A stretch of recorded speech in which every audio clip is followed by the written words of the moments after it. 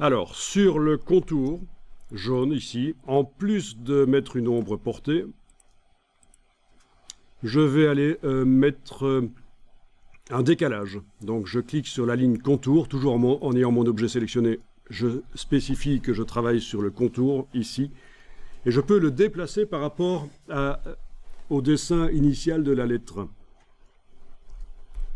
En faisant effet, tracé, décalage. Effet, tracé, décalage. OK. Voilà. Alors, voilà le tracé, l'effet de décalage qui s'est mis. Bien sûr, si vous essayez de retourner pour modifier les choses, effet tracé décalage, il ne faut pas faire ça en fait. Parce que vous allez en fait essayer de mettre un deuxième effet de décalage. Et c'est ce que Illustrator vous dit ici. Ceci appliquera une autre instance de l'effet. Pour modifier l'effet sélectionné, cliquez 2 fois sur son nom dans le panneau aspect. Donc je clique sur annuler. Je ne veux pas ajouter un deuxième effet de décalage, je veux modifier celui qui s'y trouve déjà. Donc je dois cliquer ici en fait. Case aperçue, 2, touche tabulation, et aussi des valeurs négatives, -2, et ça ne marche pas ici, super. Il ne veut pas, pourquoi? Bonne question. En principe, on peut mettre une valeur négative sur le contour. Bon, il n'a pas voulu. Ben donc, vous voyez qu'on peut l'éloigner en fait. Ben oui, ça se met dedans normalement, mais pas chez moi. Il veut pas. Ah si, il a fallu le temps qu'il cache. Non, c'est juste le texte bleu qui cachait en fait. Ok, voilà, pas mal ça. Je modifie l'épaisseur. 0,8 au lieu de 2, touche tabulation, ouais. Amusant ça. Je vais mettre 1. Voilà. Décalage. Moins 1,4. Voilà. Il est peut-être temps de retravailler l'ombre aussi. Ombre portée. Augmenter peut-être un peu l'ombre.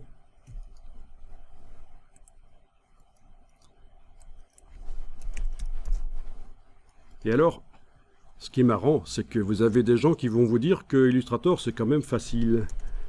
C'est un logiciel simple. Oui, c'est ça. Le logiciel simple, ça veut dire qu'en fait, ils ne connaissent pas. Ils connaissent Illustrator d'il y a 15 ou 20 ans, quoi. Mais ça a évolué. C'est un des logiciels chez Adobe qui a le plus évolué. Notamment parce qu'à un certain moment, Adobe a racheté la boîte Macromedia qui avait commercialisé un logiciel qui s'appelait Freehand.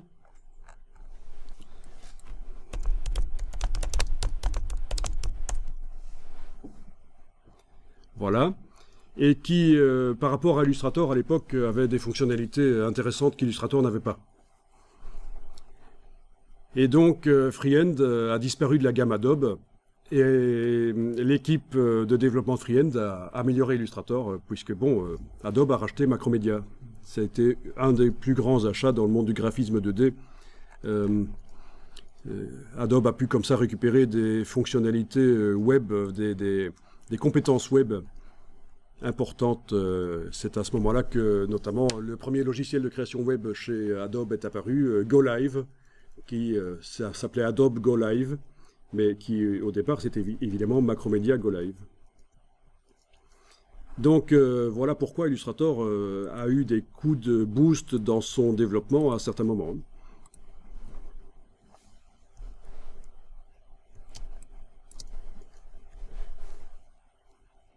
Actuellement, vous avez d'autres marques qui apparaissent, notamment la marque indienne Affinity, vous avez entendu parler sans doute, qui propose pour pas cher, moins de 200 €, vous avez une licence perpétuelle, c'est-à-dire c'est pas un abonnement.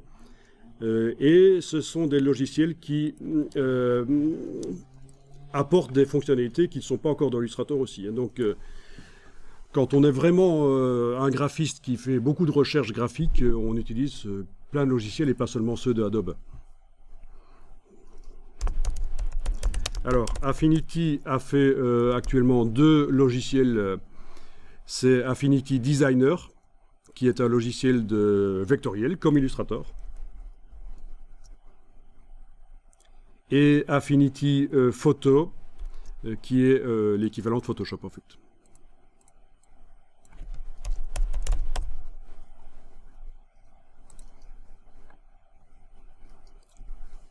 Voilà, et évidemment, ils essayent de se positionner. L'interface a un peu un look Adobe, comme ça l'utilisateur n'est pas perturbé. Voilà, donc Affinity Designer, Affinity Photo. Donc il faut s'intéresser à ces produits émergents, parce que c'est vrai que Adobe c'est cher, hein. Vous en avez pour 60 € chaque mois pour une licence, pour tous les logiciels en fait, hein, de la Creative Suite, de la Creative Cloud. Et c'est vrai que ça peut être parfois un peu cher. Alors vous allez entendre parler d'autres logiciels vectoriels, comme Inkscape, qui lui est gratuit entre guillemets, c'est de l'open source. Mais au niveau performance, c'est pas ça, hein. Au niveau performance, ce sera moins bon que les deux logiciels que j'ai cités, là, Illustrator et Affinity Designer. Sinon, vous avez aussi Corel Painter qui fait du vectoriel aussi. Il fait du pixel et du vectoriel, Corel Painter. Mais beaucoup plus difficile d'abord pour aborder le logiciel parce que l'interface est quand même très complète. C'est quand même monstrueux comme logiciel.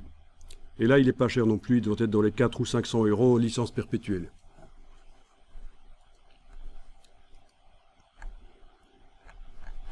Mais ça fait du vectoriel aussi. CorelDRAW, vous oubliez, sauf que, peut-être pas, CorelDRAW, logiciel très ancien, concurrent de Illustrator, pour faire du vectoriel, et il est encore utilisé dans certains milieux, notamment pour le packaging. La découpe laser peut être pilotée par CorelDRAW. Les vendeurs de machines de découpe laser pour découper des plaques de plastique ou même du métal ou quoi que ce soit, ils sont parfois pilotés par CorelDRAW plutôt que d'être pilotés par un logiciel propriétaire.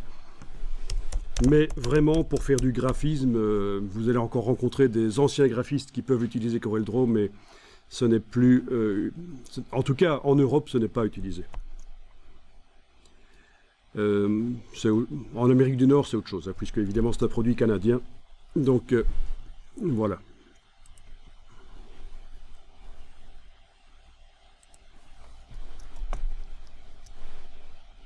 Mais bon, j'interdis pas d'utiliser, faites ce que vous voulez, mais pourquoi pas, hein. Mais peut-être s'intéresser à Affinity Designer avant CorelDRAW, ça peut être mieux.